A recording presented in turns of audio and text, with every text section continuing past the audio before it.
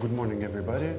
I have to start by thanking Casa Árabe and the Friday. Quisiera empezar dando las gracias a Casa Árabe y también a la Fundación Friedrich Ebert por haberme invitado a presentar esta ponencia. Voy a hablar de las nuevas formas de participación y de protesta. Okay.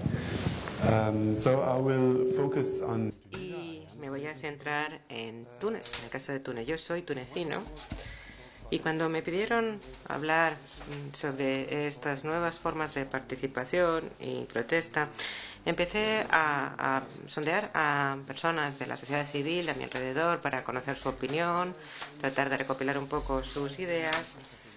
Y lo que intento hacer es dividirlas en dos categorías. La primera es lo que yo denominaría las viejas formas de participación, es decir, formas de participación que ya existían en Túnez y que, por supuesto, existen en otros países democráticos y llevan existiendo décadas, incluso siglos, en algunos países democráticos, pero en Túnez existen de una manera sesgada, por así decirlo. Esto lo explicaré con un poco más detalle más adelante.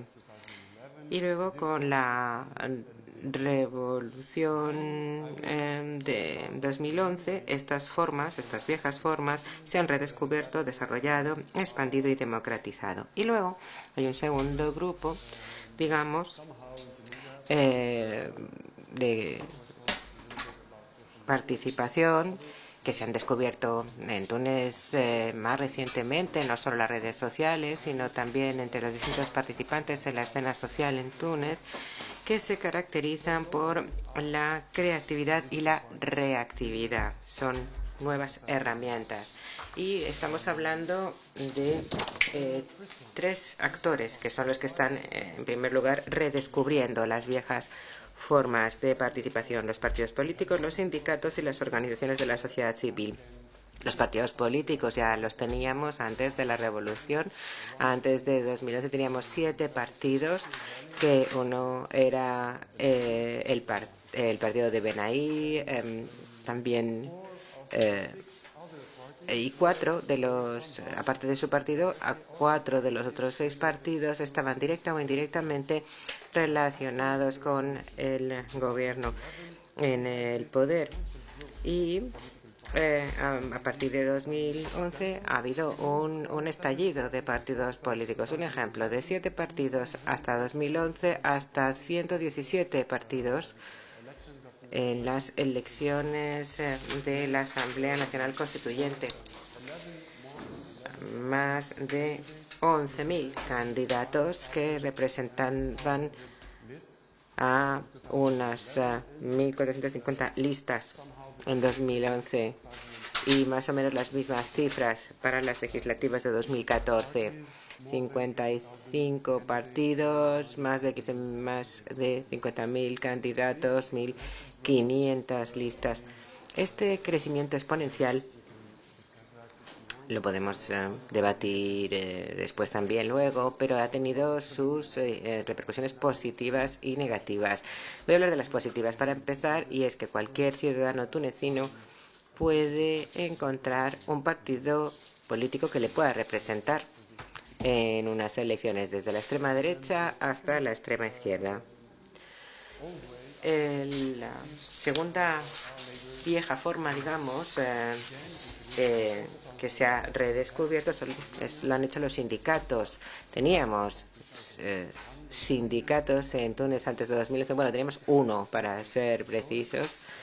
Teníamos Tucitesol, teníamos la Unión General de Trabajadores Tunecinos, era el único sindicato de trabajadores de Túnez, y en un periodo de 9-10 meses, a partir de 2011, tuvimos de repente más de 25 nuevos sindicatos en Túnez.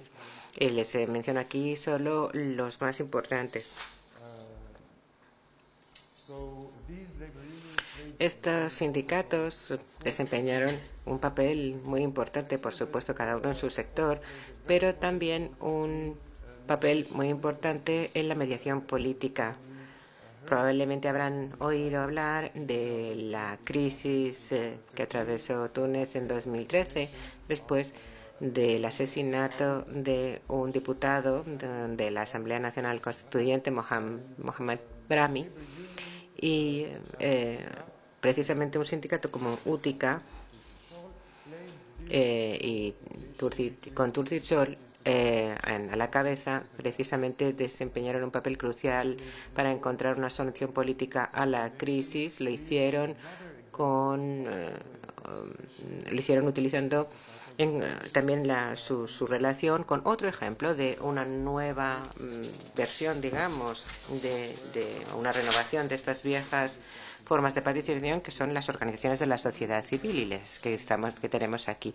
Cifras también, pues antes de 2011 teníamos más de 9.000 organizaciones en Túnez. La especificidad de ellas era que entre el 85 y el 90% de las organizaciones de la sociedad civil en Túnez estaban destinadas solo a 3 sectores: el medio ambiente, el deporte y la cultura. Con lo cual, estábamos muy lejos de la política en cualquier caso. Después de la revolución de 2011 y hasta ahora, según un informe reciente del PNUD, en Túnez parece ser que ahora mismo tenemos unas 18.000 organizaciones, y el 90% de estas organizaciones que se han fundado desde 2011 están dedicadas a sectores como la democracia, los derechos humanos y la ciudadanía. O sea que estamos ya más cerca de la política entre la sociedad civil.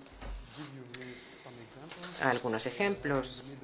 En el centro está iWatch, una organización tunecina que se ocupa de la transparencia. Luego tenemos Murakibum, que es una organización que trabaja sobre la supervisión y observación de elecciones. Tenemos al Baushala, que también dedica a la promoción de la democracia en Túnez, transparencia entre las instituciones públicas como el Parlamento, el Ministerio de Hacienda, con las autoridades descentralizadas como los ayuntamientos o los consejos regionales.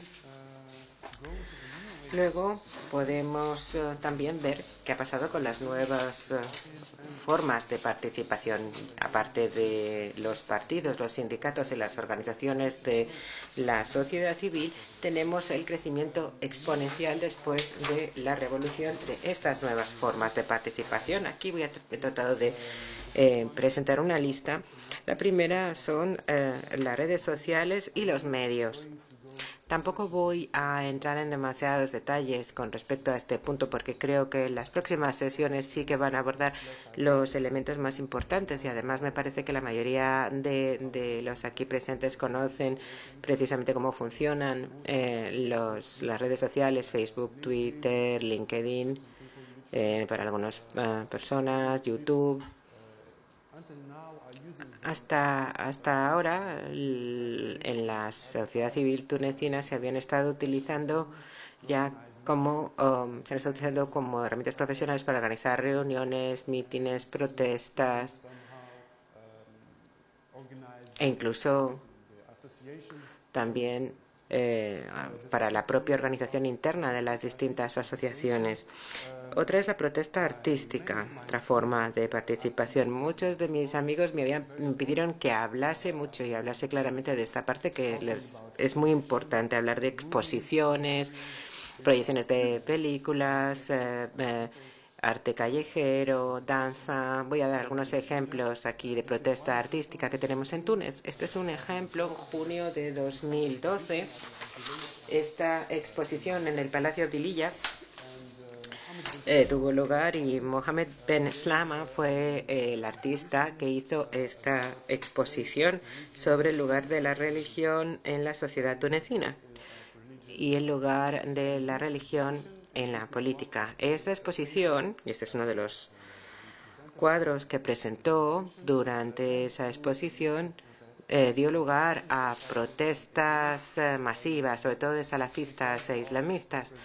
evidentemente debido a la representación de la religión y a la representación de la mujer en la exposición. El Palacio Abdililla es un edificio histórico, fue incendiado después a raíz de las protestas, y en 2014 se hicieron las obras de renovación y hace 2 o 3 semanas ahora mismo el palacio acaba de volver a abrir sus puertas. Otro ejemplo de protesta no es una película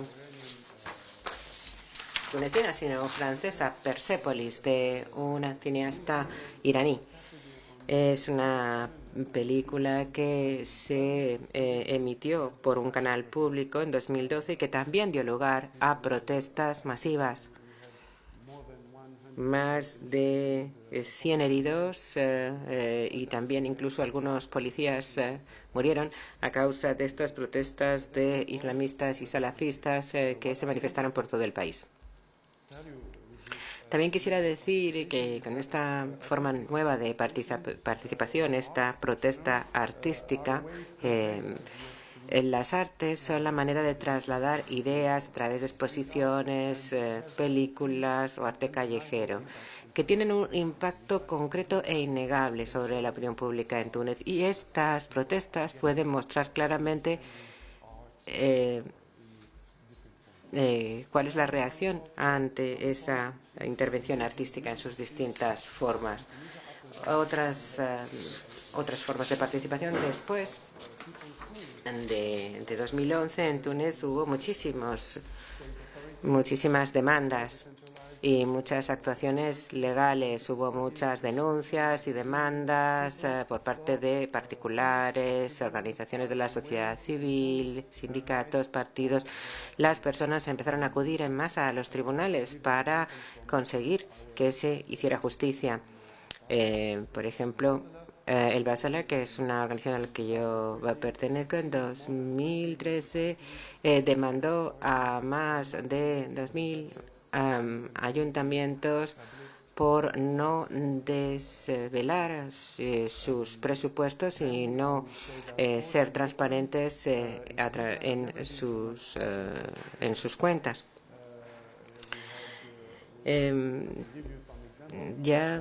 También podría darles ejemplos de los numerosos bufetes de abogados que se han creado precisamente desde 2011 en Túnez, precisamente por todas estas personas que están acudiendo a los tribunales para que se haga justicia. Están especializados en todos estos nuevos casos. También cada vez ha habido más catedráticos de Derecho y más estudiantes de Derecho, más juristas, que a raíz de todo esto estaban haciendo un llamamiento para que se produjesen reformas en el sistema jurídico tunecino. Y se están haciendo a través de la Asamblea Constituyente tunecina. Nuestro Parlamento tienen que ver con muchos temas, derechos humanos. Por ejemplo, ahora en Túnez tenemos el proyecto de ley sobre la libertad de expresión en el Parlamento. Se está debatiendo ahora mismo. También se debatió en su momento con el proceso de elaboración de la Constitución 2012-2013. Y también les podría dar ejemplos de organizaciones como Murakibum, que mencioné antes, pero también el Shabab y la Hudud, por ejemplo, que han participado en la adopción de la ley electoral de las elecciones de 2014 y las elecciones legislativas posteriores. Fueron ellos los que le entregaron al Parlamento la primera versión del proyecto de ley, que utilizaron ese primer borrador precisamente en el Parlamento para después crear la legislación. También las cuotas y la representatividad son una manera de animar a que la gente se involucre en el proceso político, sobre todo centrándonos en dos elementos de la población, las mujeres y los jóvenes. El artículo 46 de la Constitución tunecina impone paridad de representación entre hombres y mujeres en todas las entidades del gobierno, aunque al final no es 50-50, no estamos mitad y mitad, pero por lo menos los partidos políticos que quieren presentarse a las elecciones tienen que tener una paridad horizontal en sus listas. Y de hecho, hay un artículo entero dentro de la Constitución que básicamente, bueno, no, en fin, no dice nada, pero vemos, ahí está, sobre el poder de los jóvenes en el país y la necesidad de implicarles y de que la juventud se implique en el proceso de toma de decisiones. También en las elecciones legislativas, los partidos están obligados a integrar al menos a un candidato, ya sea hombre o mujer, menor de 35 años, entre los 4 primeros puestos de cada lista de candidatos a escaños. Y también hay otro artículo relativo a las elecciones locales que habla de la representación de los jóvenes en las listas electorales. Pues la última forma nueva de participación política tras la revolución es una forma que yo llamo aquí las campañas de libertad para o liberar a con el hashtag. Les voy a poner algunos ejemplos de cómo utilizamos estas nuevas formas de participación política.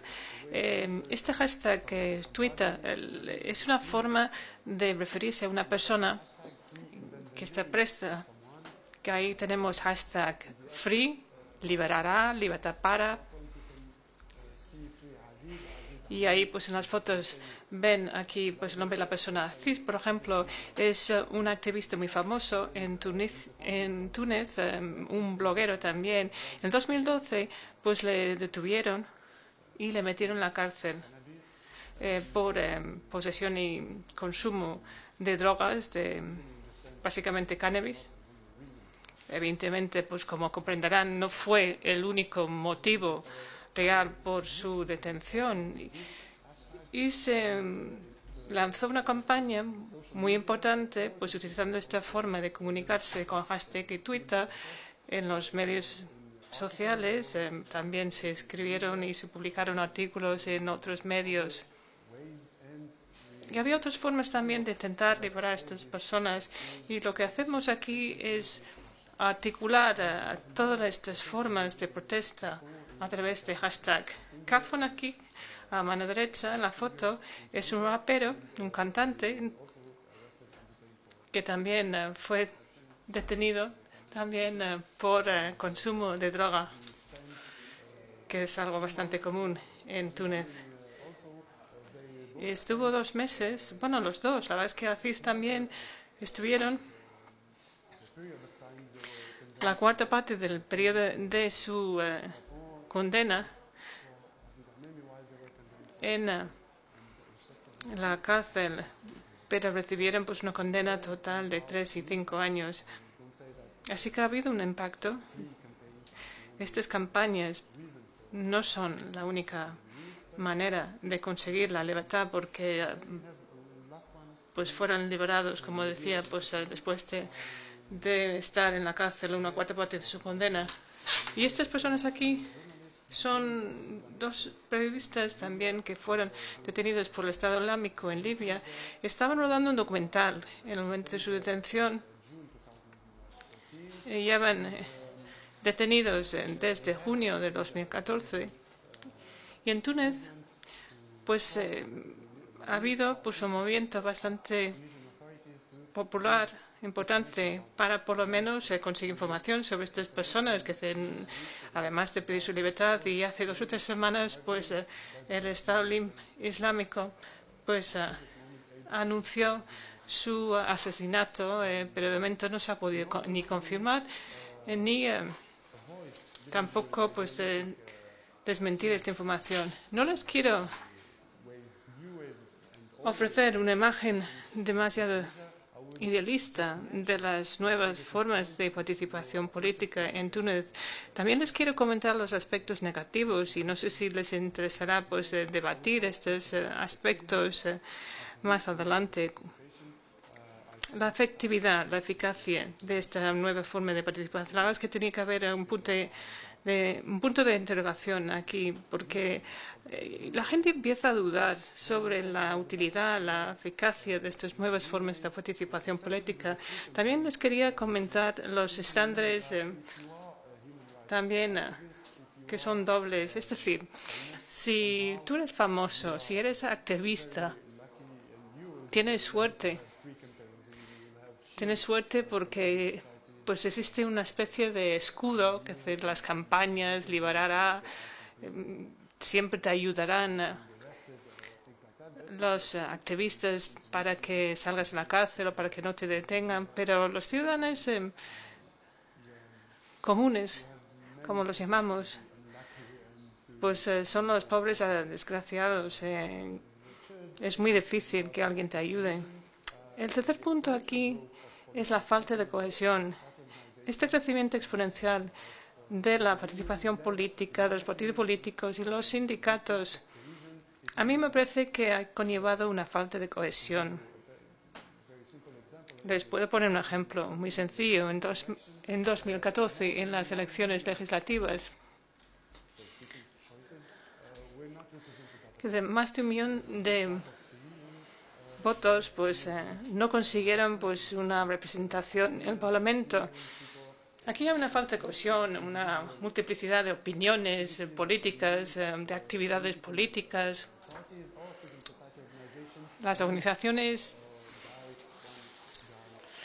civiles realmente pues son partidos o organizaciones que muchas veces son lideradas por una sola persona, es decir, que no hay masa crítica. El cuarto aspecto aquí es un poco la dicotomía entre la sociedad civil competente y los partidos políticos muy débiles. Tenemos una sociedad civil muy competente, personas muy cualificadas en muchos campos que están trabajando en las ONGs, pero frente a esta sociedad civil tan fuerte, tenemos partidos políticos muy débiles que tienen un programa político deficiente, que no son capaces de captar a ese talento tan cualificado que se une siempre a las ONGs de la sociedad civil. El último aspecto aquí en la diapositiva dice la participación y la protesta y la disparidad regional. Hay muchas personas que están intentando redescubrir las formas antiguas. En el sur y el oeste, pues realmente pues, el pueblo no utiliza los medios sociales, las redes sociales como una herramienta política. Es algo que se concentra sobre todo en la capital y en otras zonas. Y me encantaría poder hablar de estos temas con ustedes más adelante. Muchas gracias por su atención.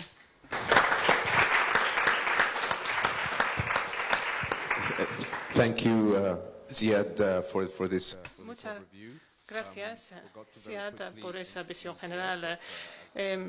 Tenía que haberle presentado, pues, pero bueno, ya se ha presentado aquí que representa pues una ONG que está haciendo un seguimiento de las instituciones estatales y la transparencia también está muy implicado con pues una ONG que se llama Jeunes Démocrates Indépendants, intentando pues concienciar a la gente pues en los temas políticos, también hace un seguimiento de todos los asuntos políticos, tiene pues una licenciatura, un máster de Aix-en-Provence en el derecho internacional y se ha centrado sobre todo en la justicia transicional y en la construcción del Estado postconflicto.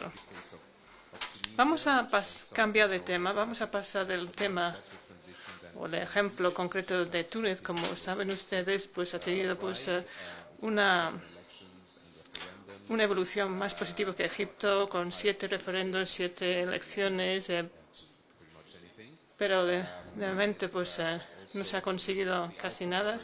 Los resultados han sido muy diferentes. El papel del ejército en Túnez, pues el ejército se ha quedado por encima del conflicto.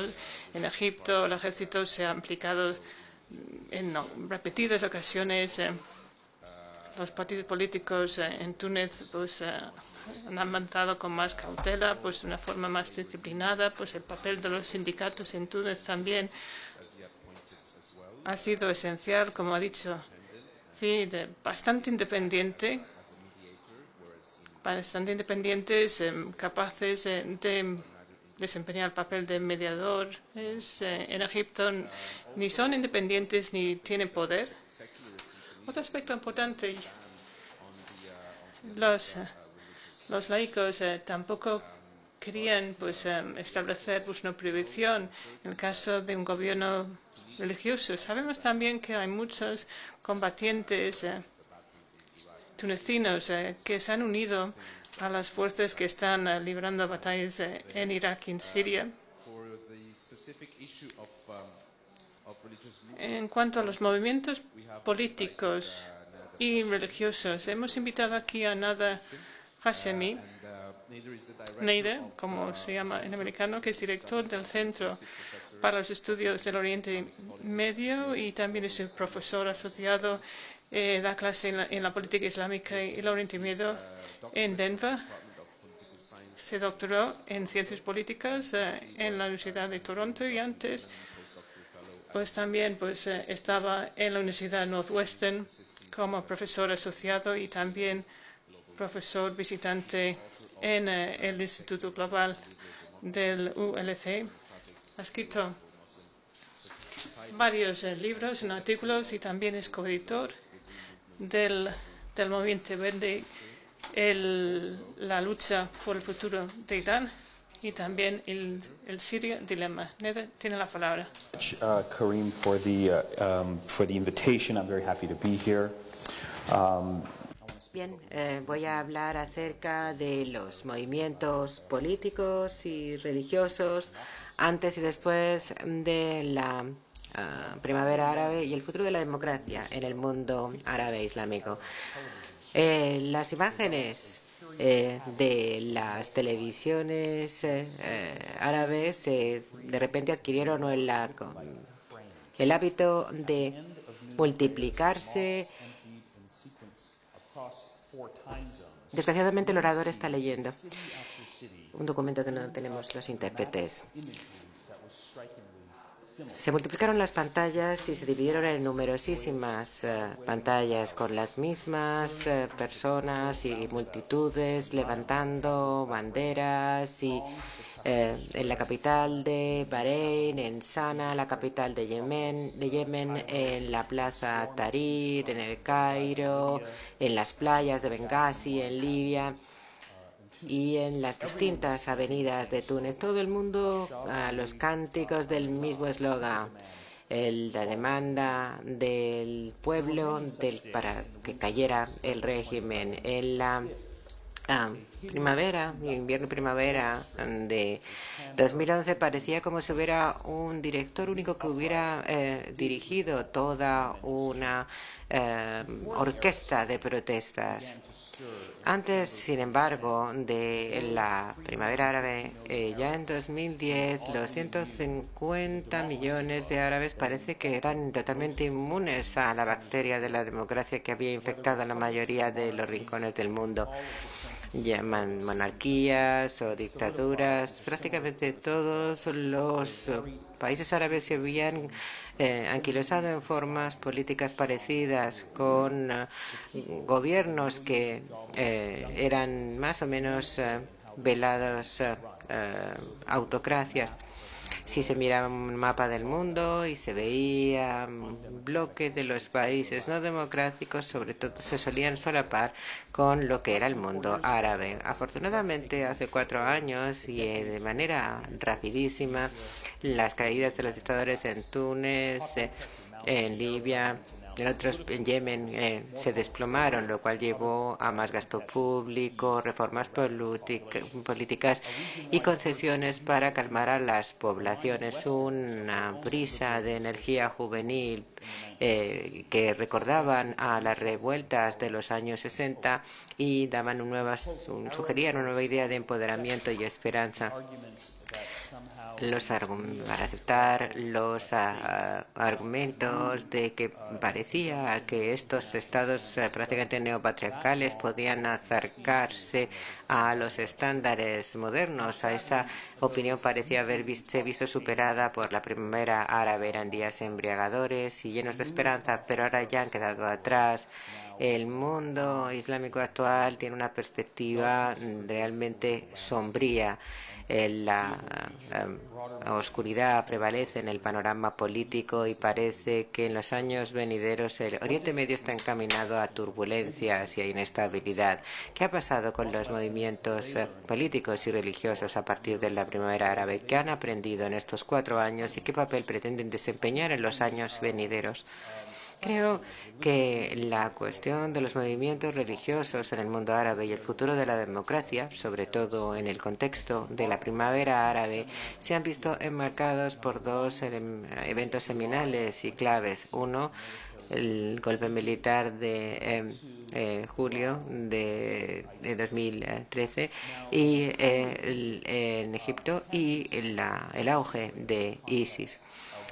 El golpe de Egipto se tiene que situar dentro del contexto del proyecto contrarrevolucionario que fue lanzado por las élites, viejas élites bien atrincheradas, que querían la vuelta del antiguo régimen autoritario y respaldados por dinero del emiratí y saudí. Y mientras muchos en el resto del mundo exterior seguían sentados, cruzados de brazos, mirando lo que estaba ocurriendo, los tanques saudíes entraron y arrasaron todos los proyectos de perspectivas de cambio. El cuasi genocidio de Bashar al-Assad demuestra los extremos hasta los que están dispuestos a llegar ciertas élites en el gobierno para preservar su poder político. Los rumores dicen que el 15% del PIB de los Emiratos Árabes Unidos está ahora dedicado a promover la contrarrevolución e impedir la democratización de Oriente Medio. Este intento de contrarrestar las ganancias democráticas adquiridas en la primavera árabe, además, está apoyado por toda una amplia red amplia gama de redes políticos, grupos políticos de extrema derecha, europeos y americanos, también secuaces de tanto israelíes como árabes que pretenden seguir los pasos de los antiguos dictadores. Todas estas fuerzas contrarrevolucionarias tienden a, de manera decidida y a diluir las distinciones con respecto a los grupos religiosos. Parece ser que Boko Haram, ISIS es lo mismo que los hermanos musulmanes. Los grupos islamistas moderados que están comprometidos con las políticas electorales y una estrategia de no violencia. El contexto lo es todo cuando se trata de discutir las circunstancias políticas. Y no hay 2 grupos islamistas iguales, porque sus circunstancias dependen de sus circunstancias locales. Lo que funciona en Arabia Saudí no funciona en Túnez, y lo que funciona en Túnez no funcionará en Turquía, y así sucesivamente. Son las características socioeconómicas, sistemas culturales, trayectorias históricas y el desarrollo intelectual que hace que la manifestación política del Islam, al igual que la práctica del propio Islam, están en gran medida contextualizadas, son específicas y el resultado de la interpretación de preceptos religiosos y culturas locales que incluyen muy distintas culturas políticas, además. El contexto político en el mundo árabe actual, como acabo de describir, es un entorno que está caracterizado por el auge de fuerzas neofascistas. Es un contexto político que es sumamente sangriento y brutal, y los hermanos musulmanes están tratando de verse erradicados por el general al-Sisi y por los petrodólares emiratíes y saudíes. Las masacres de Egipto en verano de 2013 en lugares como Rabat al-Adawira y otros lugares, tales como lo han descrito Human Rights Watch como probablemente crímenes contra la humanidad, llamados la peor masacre y matanza de la historia de Egipto, se han comparado con la masacre china de manifestantes pacíficos en la plaza de Tiananmen. Estamos asistiendo a un contexto político draconiano, brutal y despiadado, y particularmente sangriento. Y esto en contra de las orientaciones moderadas de muchos de los grupos, la mayoría de los grupos islamistas y sus simpatizantes en el resto del mundo árabe. Estamos viendo, después de la primavera árabe, en todo el mundo árabe, la reapertura de viejos debates que habían quedado en general zanjados y que habían ganado en general las expresiones más moderadas del Islam político. Antiguos debates como, por ejemplo, el si era o no útil participar en las políticas formales del país. Debates como si sí o si no, la utilización de la no violencia era una buena estrategia para iniciar el cambio político. El viejo debate sobre la naturaleza de un futuro Estado político democrático, un Estado civil con influencia en ciertos elementos religiosos frente a los estados más radicales y draconianos islamistas. Todos estos debates se han reabierto y desgraciadamente están obligando a una interpretación más radical de los mismos. Se habían quedado reducidos al silencio, pero después de las represiones brutales sufridas cada vez más, estas voces más radicales son más populares. También se puede desgraciadamente vincular la primavera árabe con el auge de ISIS como del Estado Islámico como una opción atractiva que despierta la imaginación de muchos jóvenes que ven que no hay ya una solución pacífica para sus problemas. Además están ganando, ocupan una gran parte de territorio en el mundo árabe. Parece difícil conseguir desmembrarles a pesar de que se les pueda sacar de Irak. Están firmemente afianzados en Siria y desgraciadamente para muchos jóvenes ISIS sirve como una opción ideológica posible. Porque no hay opciones pacíficas disponibles. En el caso de ISIS parecen, por lo menos a primera vista, que están teniendo éxito político, están llevando a cabo cambio y transformación políticas de una manera muy radical y cruel, pero por lo menos hay un cambio, mientras que en el resto del mundo árabe las puertas al cambio político se han cerrado de golpe. Todo esto debido al intento de erradicar a los hermanos musulmanes y a otras representaciones moderadas de los grupos islamistas, que ha tenido un efecto muy negativo a la hora de permitir expresiones, a su vez, dar lugar a expresiones más radicales, permitir que emerjan y que vayan cada vez más gravitando hacia el extremismo. Precisamente uno de los mejores elementos que tenían los hermanos musulmanes es que actuaban como un filtro, como un amortiguador. Si uno realmente era islamista y quería participar en la política, podía sumarse a los hermanos musulmanes. Había una vía en la que potencialmente los islamistas más radicalizados se pudieran ver contenidos dentro de la política general del Estado. Al eliminar a los hermanos musulmanes, ese amortiguador ya no está y solamente queda la opción para las personas con una identidad islamista o islámica. O bien uno se calla y no hace nada, o empieza ya a barajar opciones más extremistas como la que representa el Estado Islámico, ISIS. Desgraciadamente no hay ninguna tercera opción y esto desde luego no augura nada bueno para el futuro. Mi siguiente punto aquí es que existe un estrecho vínculo íntimo en el mundo árabe entre democratización y violencia, y es una relación en proporción inversa. Cuanto más puertas se abren a la democracia y más las oportunidades de cambio, tanto mayor la probabilidad de violencia. Y esto se ve claramente en el caso de Siria, por ejemplo. En los primeros momentos de la revolución siria, la mayoría de las manifestaciones eran fundamentalmente pacíficas y no sectaristas. No había ISIS, no había Al-Qaeda, simplemente había manifestantes pacíficos que se enfrentaban con un régimen dictatorial. A medida que aumentó la represión, a medida que aumentó la violencia, según se iban cerrando las puertas y la esperanza de cambio político, se vio que había una proporción inversa en cuanto al surgimiento de sentimiento islamista, que por supuesto estaban siendo además promovidos y avivados por otros países de la región.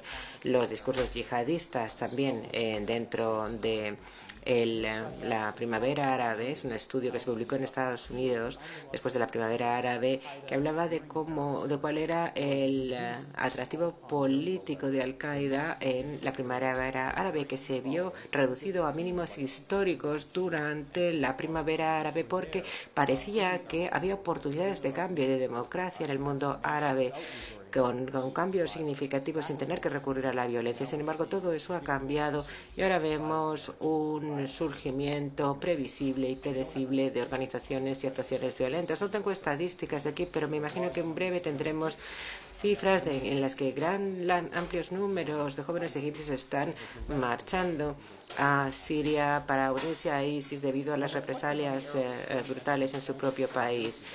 Hace 4 años, un estudioso de Oriente Medio dijo que precisamente 2011 era para los árabes lo que en 1989 había sido para Europa del Este. Y es una observación correcta en términos de la historicidad de los levantamientos árabes en la región, pero la comparación con Europa del Este después de la Guerra Fría creo que es engañosa. El problema con esta analogía es que establece una falsa expectativa para la medición del desarrollo político. Sugiere que parece que Europa es el patrón oro, en cierto sentido,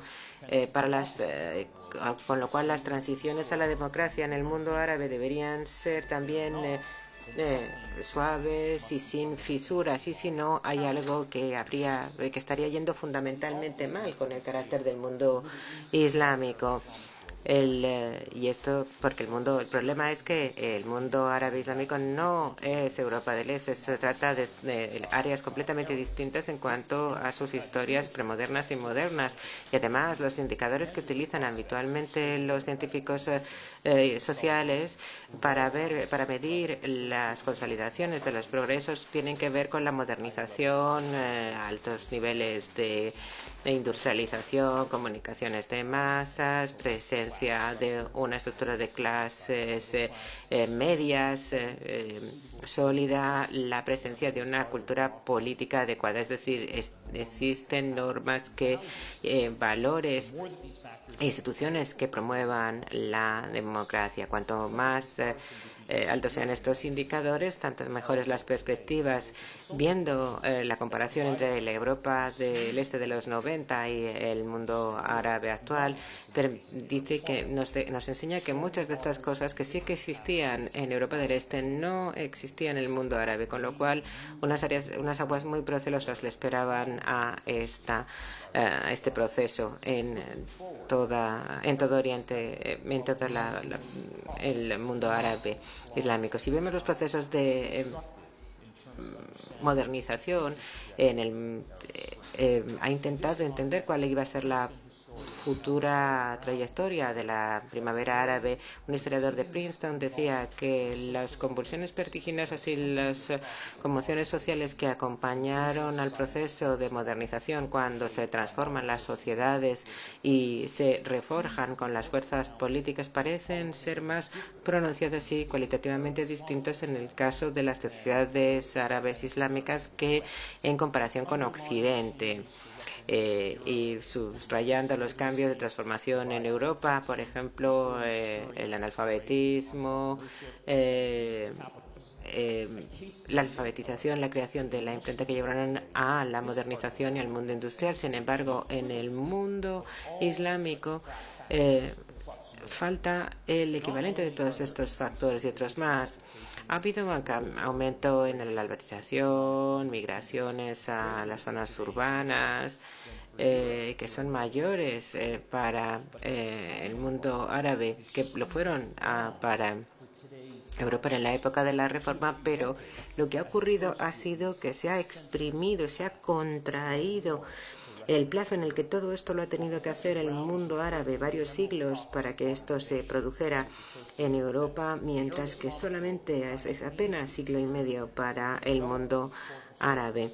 Es un rango de tiempo muy corto en el que ha habido tres grandes procesos desestabilizadores: la lucha por la democratización, la lucha por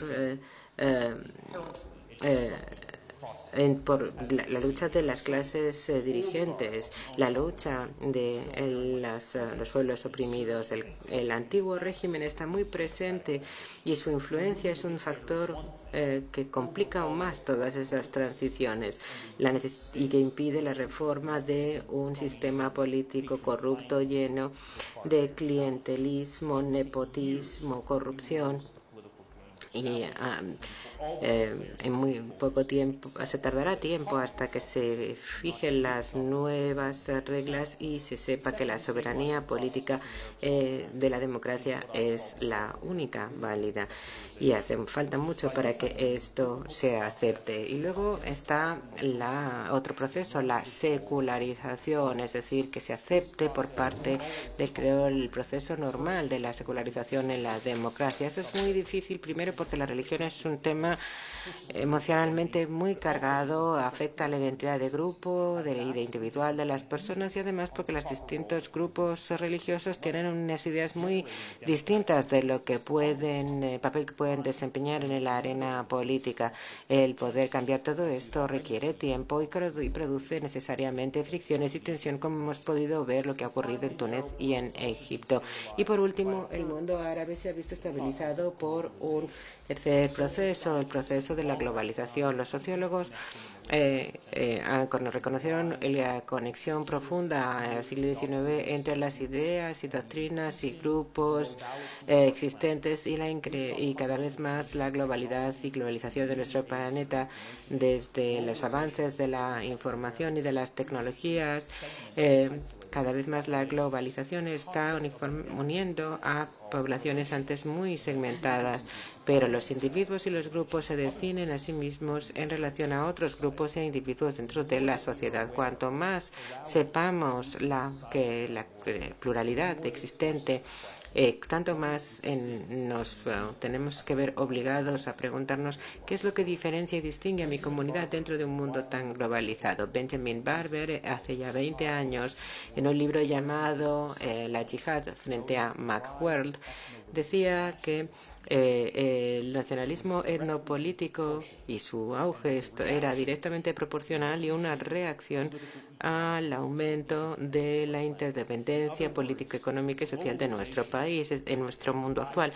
Es decir, que la globalización produce a su vez una reacción en donde las personas buscan identidades particulares nuevas dentro de un mundo globalizado. Las sociedades post-globalización se ven todas afectadas por este fenómeno fenómeno, proceso complicado que hace que la lucha por la democracia sea cada vez más difícil. Y además la primavera árabe ha abierto nuevas oportunidades que antes eran inconcebibles. Hace 4 años precisamente la idea de una Libia post-Gaddafi o un Túnez post-Ben Ali o un Egipto post-Mubarak eran inconcebibles. Ahora son realidades. Tenemos ahora también lecciones que hemos aprendido, y es que han tenido el desplome de estas dictaduras ha tenido efectos que han resonado y han tenido un efecto en todo el mundo árabe. Pero esto no es un elemento aislado, tiene que ser un proceso a largo plazo en todo el mundo árabe. Hay que considerar esta cuestión no en términos de días o meses, sino de años o décadas. Echando la vista atrás, el término primavera árabe inducía a error, porque sugería que las transiciones de la democracia en el mundo árabe se iban a producir en una sola estación del año, en unos meses. Y esto dio lugar a un rápido desencanto cuando los resultados no se materializaron con rapidez. Muchas personas en Occidente pensaron que después de 4 décadas del gobierno totalitario de Gaddafi se iba a poder transformar a Libia en Suecia en unos meses. A lo que me refiero aquí es que décadas de autoritarismo político dejan un legado profundo y se tardará mucho en desarrollar una nueva cultura política, nuevas normas para la política, nuevos patrones para la cooperación y para que los actores en cuestión lleguen a compromisos. Voy a tratar, para concluir, de intentar, aunque sea débilmente, matizar mi pensamiento pesimista con un mensaje que a lo mejor tiene algo más de esperanza. La caída de los autoritarismos, como era y la impotencia del pueblo se vio debilitada por la primavera árabe. Nuevos activistas, ayudados por los medios sociales, ahora ya han adquirido la mayoría de edad, y ahora la libertad, la justicia social han entrado dentro de todas las preocupaciones cívicas de las nuevas generaciones. Esperemos que consigan crear nuevas sociedades e instituciones que sienten las bases de una versión democrática del mundo árabe islámico. Gracias. Thank you, Nader, for that positive note. Muchas gracias, sobre todo por esa nota positiva al final. Vamos a pasar rápidamente a Fátima El Iswawi. Pues hablamos de que es difícil deshacerse las costumbres de siempre. Yo supongo que esto va a ser pues un debate sobre el cuarto y decisivo poder. Ella es investigadora en el Middle East Center del London School of Economics. Ahora mismo está liderando un proyecto que se llama Los medios y la política del mundo árabe. Pues está estudiando los cambios en los sectores mediáticos típicos, tradicionales, en Argelia y Marruecos, sobre todo por el cambio del paisaje político en Túnez, Egipto y Libia. Ha podido mapear un poco las tendencias. En el caso de los medios de comunicación en estos mundos cambiantes, estudiando sobre todo la democratización, ese proceso en esos países en transición. Tiene más de 15 años de experiencia, ha trabajado para Agence France y también el servicio árabe de la BBC. También es una consultora en medios de comunicación para varias agencias mundiales. Fátima tiene la palabra y luego vamos a permitir que nos hagan algunas preguntas desde el público antes de pasar la pausa, cuando van a poder también interactuar con los ponentes para poder mantenernos su programa. So, this is you.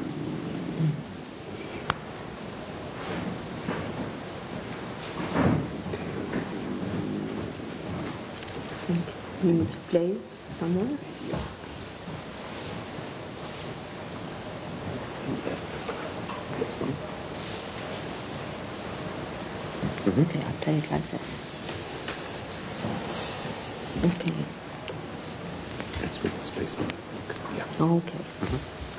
Well, first, thank you for inviting me to be with you here today in Madrid to talk about my research project. Estoy encantada de estar aquí para hablarles de mi proyecto de investigación.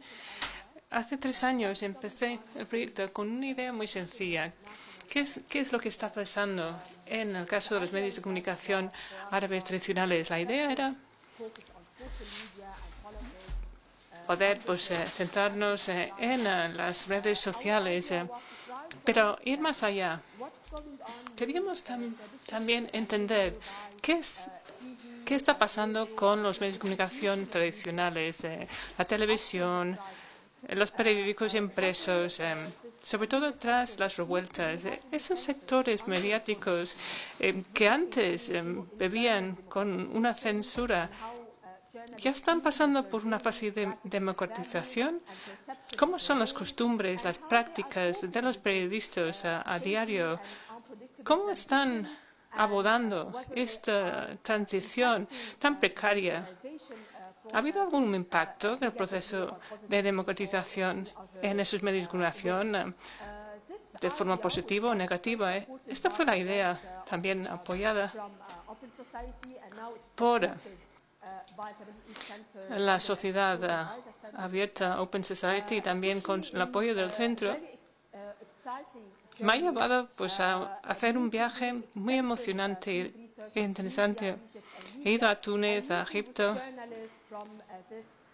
y me he encontrado con periodistas de muchos sectores que nunca habían sido tratados como objeto de estudios de investigación. Y quiero compartir con ustedes algunos de los resultados de estos encuentros con los periodistas.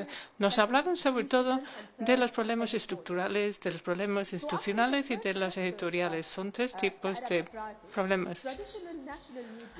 Después de las revueltas en el mundo árabe, los medios de comunicación tradicionales, hasta cierto punto, empezaron a tener un tono un poco más de apertura. Sin embargo, siguen sufriendo retos enormes por los regímenes de antes, el control estatal de los medios, también por la normativa desfasada, los sistemas también muy antiguos y también las percepciones por parte de los periodistas. Es decir, que ellos eran los defensores del régimen y también se habían difuminado un poco las líneas divisorias entre el activismo y el periodismo. Well, although new constitutions guarantee important rights, evidentemente, las constituciones garantizan los nuevos derechos y son muy garantistas en el papel, poco se ha conseguido, sigue habiendo condenas, los periodistas van a la cárcel por lo que escriben, lo que dicen, y muchos periodistas están esperando todavía ir a juicio ante tribunales militares en algún caso. Este es un ejemplo de un caso de un periodista que está encarcelado en Egipto. Mohamed Abu Said está en la cárcel simplemente por hacer su trabajo. Estaba simplemente informando sobre el proceso. Lleva más de 500 días en la cárcel. Es uno de los muchos que han sido detenidos en Egipto. Egipto, desde luego, está a la cabeza de los países que encarcelan a los periodistas. Hay más de 60 periodistas que están encarcelados, sobre todo, suelen ser detenciones arbitrarias, sin juicio, ni siquiera cargos. Estamos experimentando y viendo una gran gama de herramientas de represión contra los periodistas. Hay algunas disposiciones jurídicas redundantes, obsoletas, que se siguen aplicando incluso después de las revoluciones. También existen medidas arbitrarias, es decir, que se dice que están intentando proteger la seguridad nacional, combatir el terrorismo. Egipto es el gran ejemplo. Pero las condiciones de seguridad también dejan mucho que desear. La violencia y la represión del régimen ya se han sustituido por la represión de los grupos armados y de represión. Egipto Me encontré con unos periodistas en Libia. La verdad es que yo me encontré con ellos, sobre todo en Libia, porque estaban muy emocionados después de la revolución, estaban seguros después de las revueltas que llegaba el cambio, pues empezaron a informar desde el terreno, pues reflejan una diversidad de opiniones. Y yo tenía esa sensación sobre su estado de ánimo, pues por desgracia con la violencia que existe, pues con la división en dos, el país, pues tenemos el ejército nacional y luego los grupos milicianos, pues los medios ya tienen poca libertad, pues ya representa un portavoz, la voz de una de las dos partes.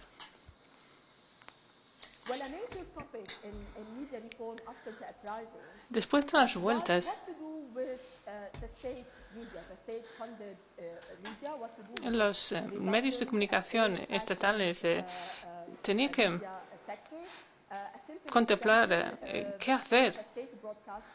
Aquí tenemos pues más de 43.000 empleados, trabajadores que trabajan aquí para pues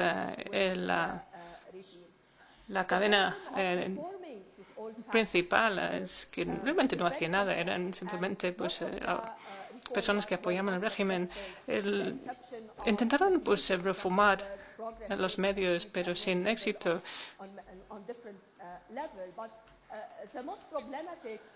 Sobre todo, la faceta más complicada, y es un problema muy grande, es la percepción que tienen los propios periodistas.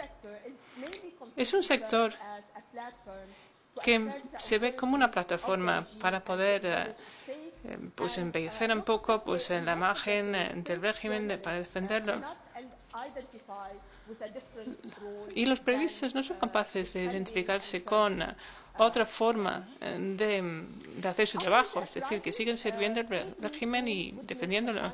Después de las vueltas, pues hubo una especie de momento de pues despertar. Los periodistas empezaron a hablar de otra forma de trabajar y para ellos, sobre todo, el lema era que los medios representan al pueblo. Pero era imposible pues, trasladar a la práctica esa forma de actuar. ¿Cómo puede un medio de comunicación servir al pueblo? Muchos de los periodistas no fueran capaces de asumir una independencia, autonomía periodística, necesitaban a sus directores, sus editores, para poder pues, supervisar su trabajo. Y aquí, Amira Harroui me dio este ejemplo. Yo la conocí cuando fui a Túnez la primera vez, justo después de las vueltas, y Amira me habló de su estado de confusión, que se siente muy confusa. No solamente es su caso, sino muchos de los periodistas que trabajan para la televisión estatal de Túnez. Ella me dijo, antes éramos la voz o casi la trompeta del Estado. Ahora hacemos lo mismo, pero del pueblo, pero tenemos un miedo. Siempre no queremos publicar ninguna noticia que puede pues enfadar al pueblo. Yo le pregunté, ¿cómo entiendes al pueblo? Y dijo, pues es que no lo sabemos, que no entendemos quiénes son estas personas, quién es el pueblo, porque nosotros nunca trabajamos en el sector privado. Así que están trabajando sin orientaciones, sin directrices, y es un gran problema para los medios de comunicación estatales. Después de las revueltas también vimos un apetito de inversor en el caso de los medios del sector privado, pero faltaban estructuras normativas, regulatorias, modernas. Después de las revueltas también vimos una ampliación inédita de la diversidad de las opiniones, sobre todo en el caso de las plataformas privadas, pero también hubo algún caso en los medios del sector público. Pero ahora hay una polarización política excesiva, sobre todo en Egipto. Aquí en la diapositiva vemos el caso del periodo de los hermanos musulmanes, y yo creo que lo más alarmante en el caso de Egipto es que han ido impulsando y cambiando, desplazando un poco la frontera de lo que se puede decir, más allá de lo que se podía decir en el régimen de Mubarak. Pero el director de la televisión privada, que me dijo, lógicamente, podemos ofrecer una plataforma a los terroristas. ¿Qué hacemos? Pues antes eran los que estaban liberando este proceso de mayor diversidad, y ahora resulta que apoyan el régimen militar, porque lo que decían era que tenían que proteger los intereses nacionales y combatir el terrorismo. Otro ejemplo.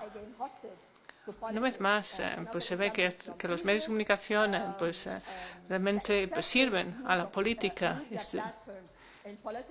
La utilización excesiva de la plataforma mediática nos ha llevado a una situación muy triste. Es decir, que los medios de comunicación han perdido todas esas ventajas, esas ganancias, han perdido la diversidad que habían conseguido, y tiene que ver con la transición compleja y tensa, pero también el alineamiento político de los periodistas, porque se ven como activistas políticos. Primero, porque servían la agenda política, y ahora piensan que sirven los intereses políticos y militares hasta tal punto que prohíben la publicación de ciertas informaciones. Yo no sé si conocen ustedes. Había una plataforma importante para la diversidad en el régimen de Mubarak, que ha desempeñado un papel muy importante sobre la forma de trabajar de los periodistas. Y ahora, uno de los editores me ha dicho, nosotros publicamos muy pocas informaciones sobre las muertes con el régimen militar, porque creemos que las declaraciones en contra del ejército puede dañar nuestra posición ética, es decir, que tenemos que apoyar al ejército en su lucha contra el terrorismo. Por último, quería decirles algo sobre las tertulias televisivas, que en Egipto siempre han tenido un papel importante que desempeñar en la educación de las masas. Después de la revolución, empezaron a ser los defensores de la opinión pública y de la política. Mahmoud Said, un presentador famoso de una de esas tertulias televisivas de televisión, me dijo que para él era como desmentir su vocación. Es un problema, decía, no expresar una opinión y ser neutral, porque yo me veo como un corresponsal, un articulista, es decir, que yo escribo un artículo y luego llevo a la televisión, a la tertulia, mis opiniones, y para él es un deber ponerse de parte de unos o de otros. Otro ejemplo, que también hice la misma pregunta a otra presentadora muy famosa en el régimen de Mubarak después de la revolución, se convirtió en un revolucionario también en la televisión, y después del golpe resulta que se ha convertido en un presentador de un programa de televisión que ya apoya claramente a los militares. Él dice aquí que hay una diferencia entre la opinión pública en el occidente y en los países árabes, y tenemos que decirles qué pensar. Dice incluso que que la gente le llama para pedir su consejo. Dice, ¿cómo tenemos que reaccionar? ¿Cómo tenemos que pensar en un país como Egipto, con un alto nivel de alfabetización? Pues estos programas, estos tertulias han ayudado muchísimo para que los ciudadanos pues entiendan los cambios.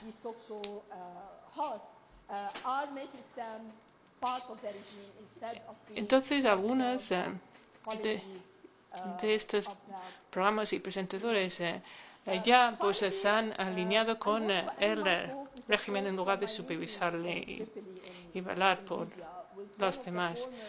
En uno de mis viajes que hice a Trípoli, pues me reuní con unos editores de los medios de comunicación de Gaddafi, que ahora está trabajando en un medio privado. Está publicando pues su propio periódico, y él se mostraba muy pesimista cuando me habló del futuro posible de los medios nacionales. Él me dijo, para poder hablar de la independencia de los medios de comunicación, hace falta una democracia, hace falta instituciones democráticas, el periodo de la ley, hace falta un entorno en el que puedan trabajar los periodistas. Sobre todo, si examinamos las condiciones de trabajo de los periodistas en Libia. Pero con las contrarrevoluciones en el mundo árabe hoy, hay que hacer la pregunta decisiva. ¿La transición democrática en el mundo árabe puede tener éxito sin los medios de comunicación independientes y profesionales? Hay plataformas en Egipto, pues en Libia y en Túnez, que directamente pues piden la exclusión, la prohibición, incluso la muerte de algunos oponentes políticos. Realmente hemos visto un cambio político democrático. Se puede haberlo sin la herramienta fundamental de los medios de comunicación profesionales independientes. Hace falta una revolución profesional en el seno de los medios. Hay que separar siempre la política y los medios de comunicación. ¿Qué somos los periodistas? ¿Cuáles son sus valores? ¿Cómo podemos proteger este sector de los medios para que no pues simplemente sea pues un esclavo a la política?